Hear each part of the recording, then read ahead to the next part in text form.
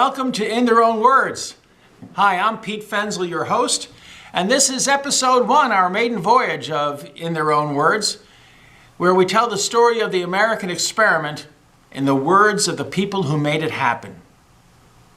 Today's episode is going to be about the origins of our Star-Spangled Banner, a poem that became a song.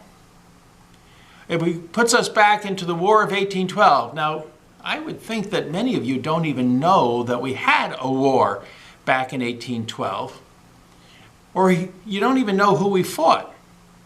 Well, let's cure that right now. In 1812, the United States declared war on Great Britain for violating the rights of its citizens, who were sailors, on merchant ships, basically, and incursions by the British really imposing themselves on the American sovereignty. We fought the war for about 2 years or so. And in 1814, the British Army invaded Washington, D.C., captured Washington. They burnt the Capitol, they burnt down the White House, they burnt the Treasury building. And then they turned north to go attack Baltimore and try to do the same thing up there. Well, while they were getting ready to attack Baltimore, and they were passing through Marlborough, Maryland, there was a doctor named Dr. William Beans, and he took offense to the way some of those redcoats were plundering people's homes and abusing the people. And he took it upon himself to arrest a couple of redcoats, British soldiers. The Brits did not like that one bit, for the effrontery of an American to do that to the British Army, so they took him prisoner, and they were going to hang him. And so, in September of 1814, a fellow named Francis Scott Key, who was a lawyer from Baltimore and Washington, approached the British to negotiate the release of his friend, Dr. Beans. He had to get on a boat to go up to the British fleet to do that. And he was successful in negotiating Dr. Beans' release, but the British were about to bombard Fort McHenry, which guarded Baltimore. And they couldn't let him go free because he would just go ahead and warn the Americans of the impending attack. The Brits tried first by land, and our guys hung tough and stopped them dead in their tracks. And so they settled down to do a naval bombardment on the fort.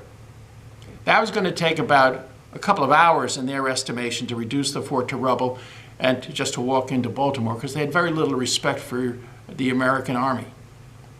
Well, that bombardment lasted 26 hours, and Francis Scott Key and those who were negotiating prisoners' releases were forced to stay on their boat under the guns of a British frigate in the harbor about 8 miles or so away from Fort McHenry while the bombardment occurred. Now, the British were sending shells and concrete rockets and cannonballs into the fort, pounding the Americans. But in the middle of the fort, there was this huge flagpole, and on top of the flagpole was a beautiful big American flag that was purchased several years earlier by the fort's commandant, Major Armistead. Gorgeous big flag. And while that flag hung up there, that was a sign that the Americans had not yet surrendered.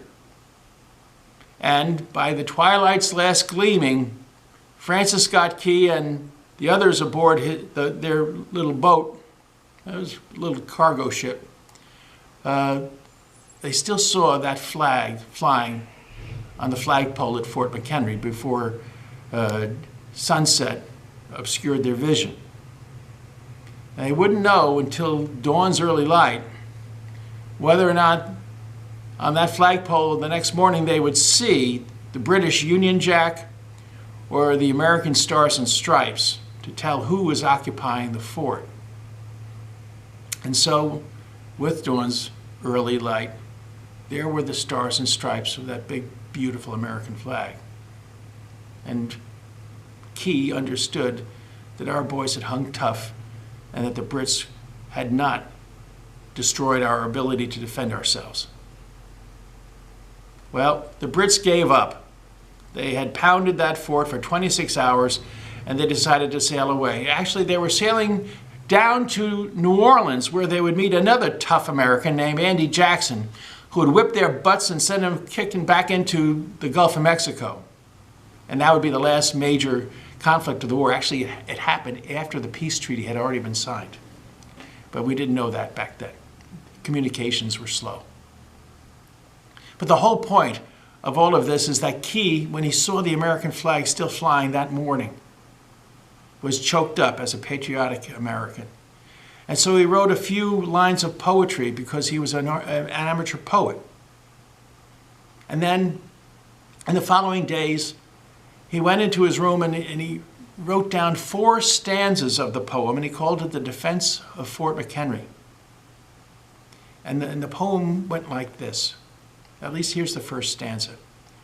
Oh, say can you see by the dawn's early light what so proudly we hailed at the twilight's last gleaming, whose broad stripes and bright stars through the perilous fight, or the ramparts we watched were so gallantly streaming. And the rocket's red glare, the bombs bursting in air, gave proof through the night that our flag was still there. Oh, say does that star-spangled banner yet wave o'er the land of the free, the home of the brave. Now, there was a drinking song from the late 1700s that Key's brother-in-law apparently knew very well. And the cadences of that drinking song, which is rather a vulgar song, matched perfectly Key's poem. So they put that poem to that music and renamed it the Star-Spangled Banner. Now, before then, the poem itself had been circulated by some printers in Baltimore with a few thousand copies of a broadside. People loved it. Then the newspaper picked it up, and then it was published all over the country. The whole point of this was that the song was not the original intent. The poem was the intent. But the song caught on too, and it was everyone's favorite.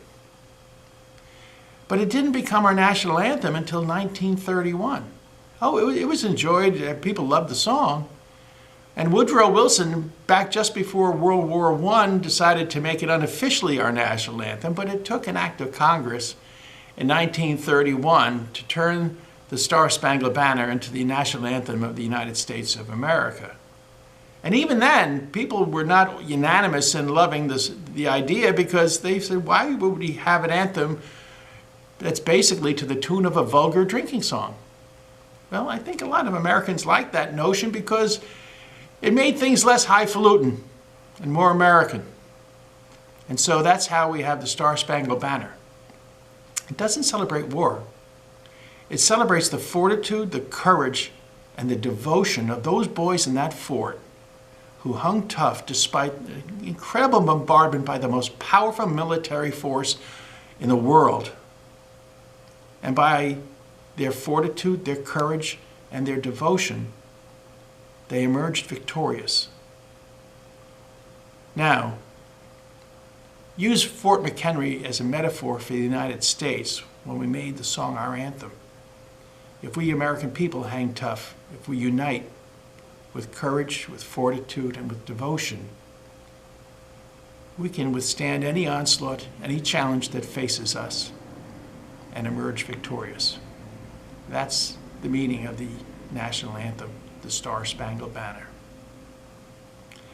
I'm Pete Fensel, and that's the end of episode 1. I hope you enjoyed it. If you liked us, please give us a thumbs up on YouTube, share us, and subscribe to the channel. The more people get to see this, the better. And please come back frequently to see updates. We'll have episode 2 is going to be on the Gettysburg Address. So I hope you enjoyed this one. Please share it as far as you can with as many friends as you can so that we can get the word out.